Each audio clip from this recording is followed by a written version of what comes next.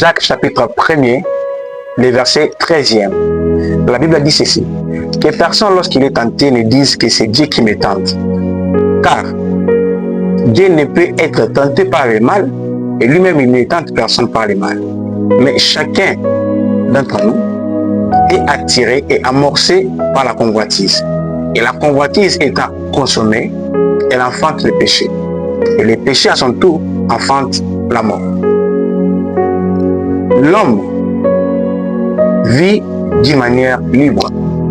Chacun de nous est libre de faire ce qui est bon lui semble. Tu vois? Alors, lorsque nous nous laissons attirer par des choses qui n'honorent pas Dieu, c'est là que le problème commence. Imagine pour une personne qui se décide de côtoyer des prostituées. C'est une décision personnelle. À ce moment-là, cette personne va adopter un comportement différent des autres. Et plus tard, cette vie-là peut faire à ce que cette personne puisse subir une maladie incurable. À ce moment-là, Dieu n'est pas responsable. Tu pourras prier et demander la guérison que tu ne verras pas arriver. Dieu n'est plus responsable de ton cas. C'est ce que la Bible dit, que chacun de nous est attiré par la convoitise.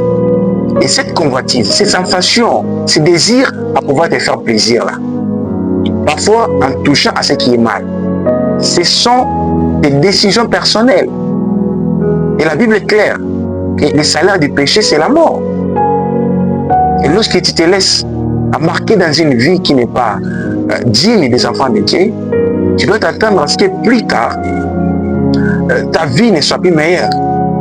J'aimerais le dire mieux. Tu as ouvert la porte à la mort. Et tu subiras énormément.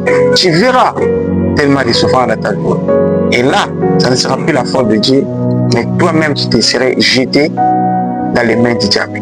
Et lui, il n'a pas de pitié pour toi, puisque tout ce qu'il a toujours voulu, c'est de dévorer, c'est de faire du mal. Mais ma prière est que tu ne tombes pas entre les mains du diable, mais que tu te répandes, toi qui es déjà tombé, et que tu reviennes à Dieu, que tu obtiennes son pardon et sa miséricorde, pour que la mort ne puisse pas t'engloutir.